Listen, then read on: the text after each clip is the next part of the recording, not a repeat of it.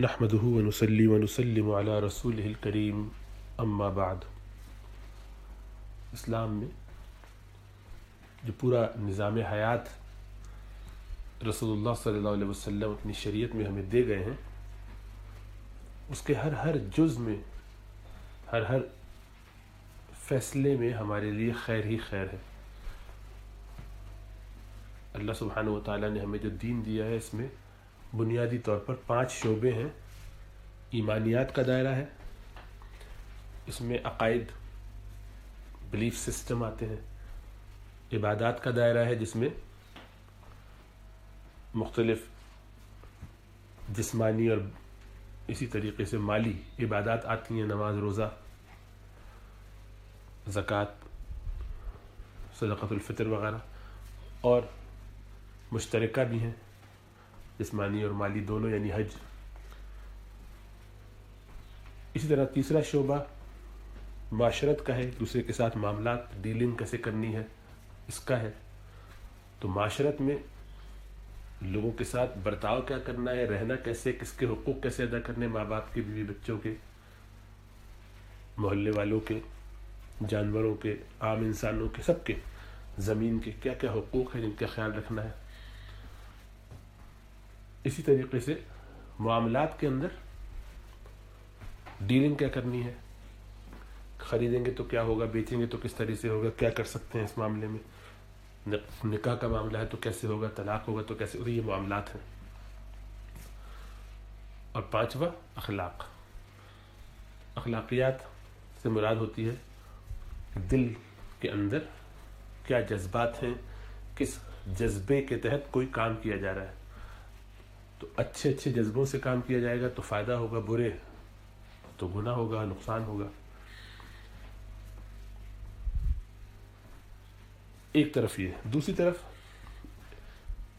مقاصد الشریعہ، یعنی ان تمام چیزوں کے پیچھے جو اللہ سبحانہ و تعالیٰ نے اپنے نبی صلی اللہ علیہ وسلم کے ذریعے ہمیں دی ہیں، کوئی نہ کوئی حکمت ہوتی ہے، اس کو مقصد کہتے ہیں۔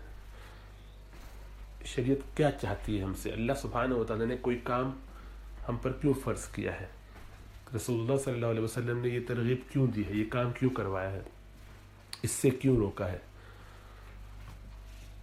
تو شریعت کے عمومی طور پر اگر دیکھے جائیں گے تو یہ 5 مقاصد ہوتے ہیں، یعنی ہر حکم جو آتا ہے شریعت کی طرف سے اس میں ان 5 چیزوں کی رعایت کی جا رہی ہوتی ہے۔ یعنی وہ کیا ہے؟ نمبر 1،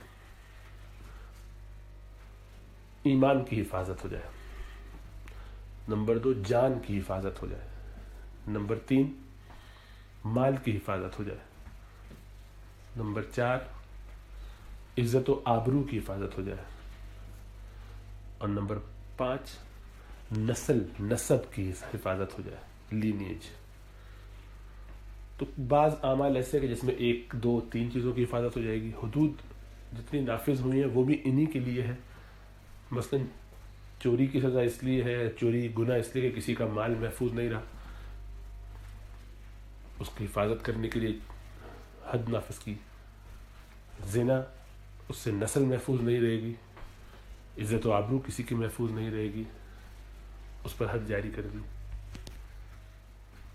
اسی طریقے سے کسی پر تہمت نہیں لگائی جا سکتی کیونکہ اس سے اس کی عزت خطرے میں پڑے گی۔ تو شریعت کے جتنے بھی احکامات ہیں وہ ایمان کی، جان کی، قتل کے بدلے قتل کیا جائے گا تاکہ خوف کی وجہ سے کوئی ہمت ہی نہ کرے، حد لگا دی قصاص کی۔ تو ان کو ہائر آبجیکٹیوز یا مقاصد شریعہ کہتے ہیں۔ ان کا بھی ایک دائرہ، ان کا بھی رول ہے، لیکن ظاہر بات ہے ہر معاملے میں اس کا معلوم ہونا یہ کوئی ایسا ضروری بھی نہیں ہے، ہر انسان کو معلوم بھی ہو جائے۔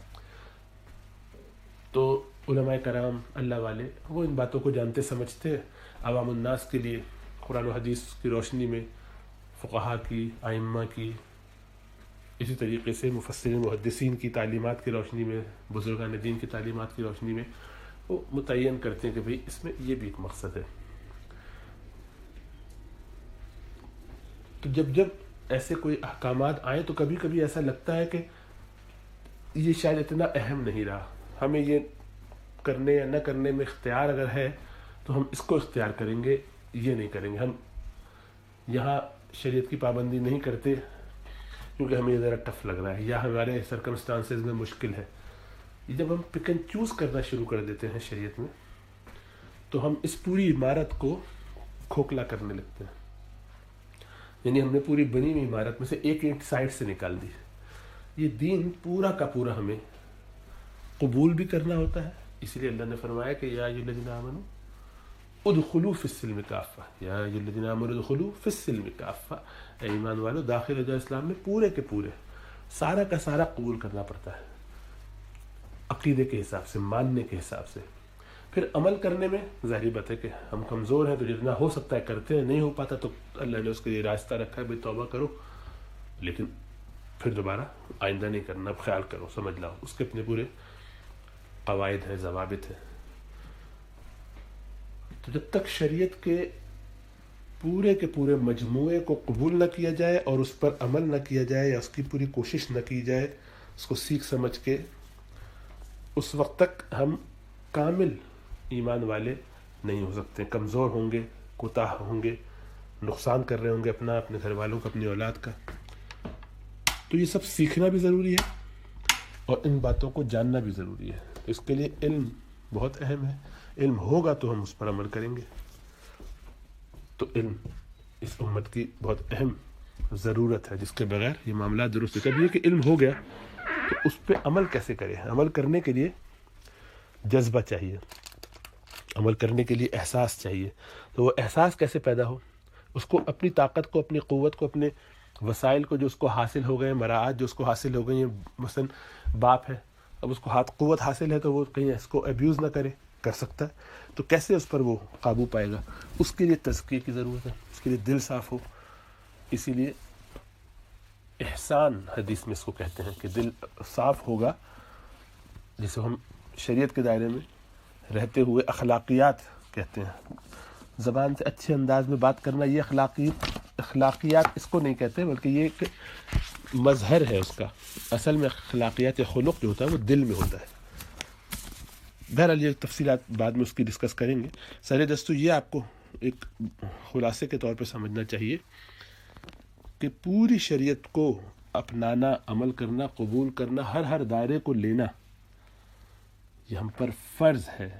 اس کے بغیر ہمارا ایمان مقبول نہیں ہے. تو اگر آپ کے ذہن میں یہ بات واضح ہو گئی ہو تو اب آپ یہ سوچئے کہ وہ کون کون سے دائرے ہیں جو مجھے واضح طور پر سمجھ میں نہیں آ رہے ہیں، جن پر میں نے سیکھا نہیں، محنت نہیں کی، عمل نہیں کیا. کہاں کہاں فرائض ہیں جو مجھ سے چھوٹ رہے ہیں، کہاں کہاں واجبات ہیں جو مجھ سے چھوٹ رہے ہیں، کہاں کہاں گناہ کبیرہ ہے جو میں کر رہا ہوں، کن کن دائروں میں مکروہات تحریمیہ ہے جو میں باقاعدہ آرام سے کیے جا رہا ہوں، کوئی مجھے فکر، ٹینشن، پریشانی نہیں ہے. اب پتہ ہی نہیں کہ یہ گناہ ہے اور کی چلے جا رہے ہیں، کہ پتہ ہی نہیں کہ نافرمانی ہے اللہ کی اور اللہ کی نافرمانی کی چلے جا رہے ہیں. تو ان چیزوں کو سیکھنا، سمجھنا، جاننا یہ ہماری ضرورت ہے. اللہ ہمیں سمجھ اور شعور عطا فرمائے.